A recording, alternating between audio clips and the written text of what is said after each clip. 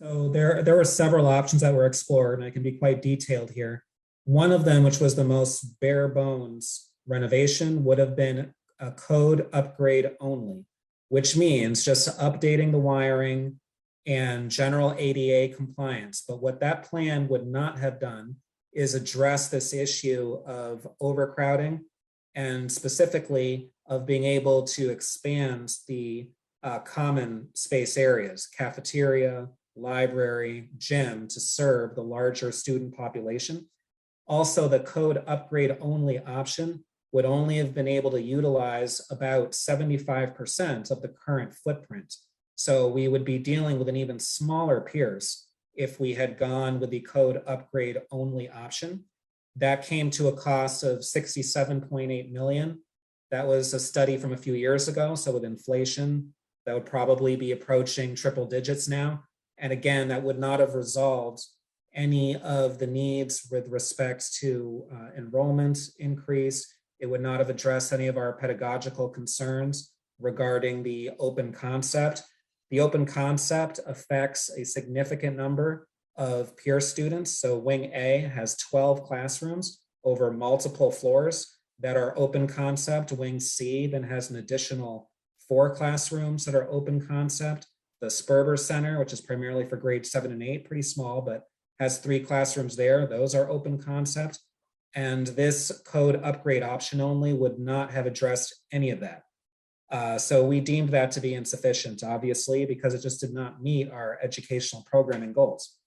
Then the renovation only option that we looked at had the similar limitation of only being able to use about 75% of the current Pierce footprint, because in upgrading for ADA compliance and for new wiring, we would have to take up more of the internal space to accommodate that.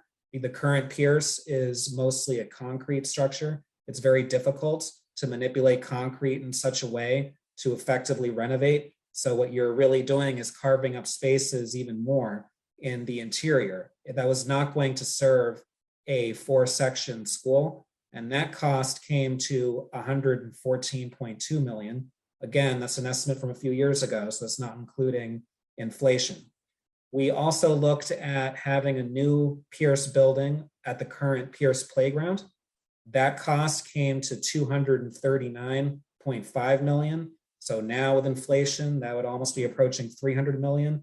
And that proposal came with several additional problems. So Pierce Playground is not actually a school property, it's a town property. Also because it's a park that invokes Article 97, which means we would have to have a land swap approval. The state legislature would need to get involved. That would lead to all kinds of other cumbersome bureaucratic delays. Similarly, the neighborhood right around Pierce Playground, there are a lot of houses that are right around it. They probably wouldn't be too happy about suddenly having a school right on top of them. And so we decided that really wasn't an economical choice nor a sensible choice from the perspective of timing of how long we would have to wait before we get the new school up and running. And then, of course, the other expense there is then you have to rebuild a playground essentially at the site of the current Pierce. I think it's really important that everybody understands that that the project that was chosen allows us to right size the school while still accessing the MSBA reimbursement. And so of all the options that David mentioned, there's very few of them that allow us, that unlock the MSBA reimbursement, that allow us to build the school to the right size, and that also provide sort of modern learning conditions that we would be all desiring for our own students to access. So it does feel expensive, and I think the school committee all recognizes that, and that's part of why there was a significant value engineering, which is basically fancy word for cost cutting, that really happened as part of this process. But it's really important for people to understand that that we're very sensitive to that. But the site is challenging. The needs for the 4-section are there, and we want to make sure that the school meets the student needs going forwards too. Something else that's important to mention here is that this new design is going to be very energy efficient with low EUIs of just 7, and anything under 25 is eligible for mass save credits.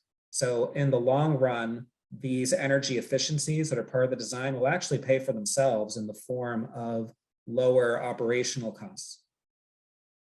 Yeah, that's great. I was gonna that's a great segue because I was gonna actually ask about the new building and if you could talk a bit about this because I think we hear a lot about the current conditions of Pierce, but just also the longevity that comes with building a new project and the energy efficient. Basically what the impacts are. Can you speak a bit to that? What will the new Pierce? What will people be voting for?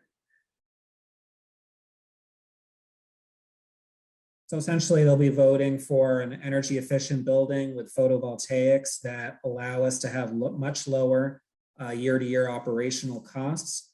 There will also be water savings and reuse mechanisms in the new Pierce. There are going to be sort of educational opportunities for our students and being able to see exactly the level of energy consumption. There are certain monitors that are available where you can see exactly the amount of energy use that you are utilizing. These EUI numbers with geothermal are quite low. Again, 7, a single digit is extremely impressive, and anything under 25 you can get tax credits for. So we're very pleased that we're able to incorporate green technologies into this building.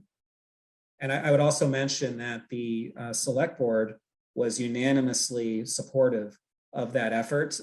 Initially, the school committee were able to get the design costs down to a little bit under 200 million, but the select board, and in collaboration with the school committee and other stakeholder groups, collectively felt that we really ought to be taking advantage of these opportunities to have more efficient buildings wherever possible. And even if that means a little bit extra cost at the outset, knowing that we're going to recoup those costs over time makes it all the more sensible to pursue that approach.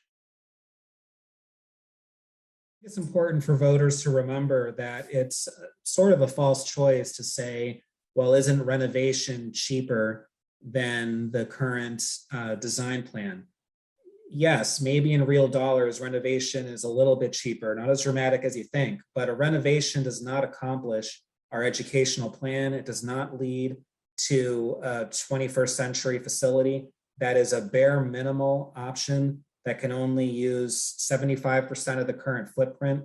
How is that supposed to work for a school with Pierce's population? It's already overcrowded as it is, and now we're going to have even less space. If we go the renovation route, it wouldn't include the MSBA reimbursement. It doesn't make economic sense. It doesn't make pedagogical sense. So I would really urge voters to keep in mind that with this new Pierce, we're getting everything that we need for decades to come. We're also gaining energy efficiency, sustainability, and in the long run, this actually saves money, because if this fails, the next option would be even more expensive. I would just add to that and say that it's easy or it's easy sometimes to sort of look at something and say, well, why didn't you do this? Well, why didn't you do that? And I just want to emphasize that the process that has happened here is a state structured process designed by the Mass School Building Authority, who's providing this funding, and it requires a rigorous examination of all of the options. And the state does not vote to invest funds in a project that they don't approve.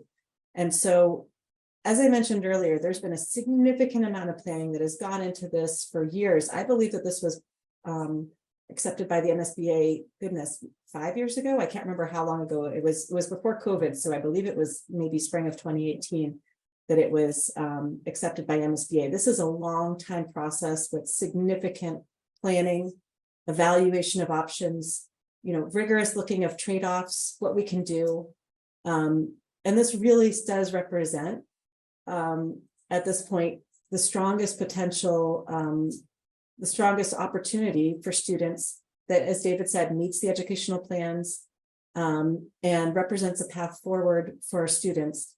And I completely agree. It is an expensive project and it's not going to get cheaper. And I just want to emphasize that it's not going to get cheaper. This is our one chance at the apple, the MSBA apple, that's almost a $40 million apple, $37.8 million. And we need to take advantage of that state funding. It would be ridiculous to walk away from that level of state funding, which is contributing a huge amount to this. At the end of the day, we still have students at Pierce. If the plan B is we have to do something else, that plan B is we're going to pay a lot more ourselves. And that is just really, for me, it's a foolish thing to vote no on this and to walk away from that funding from the state. And so I would really encourage everyone to vote yes, and be clear on the options, which is something needs to be done at Pierce. And this is a well thought out plan that has state backing and state funding, and we should move ahead.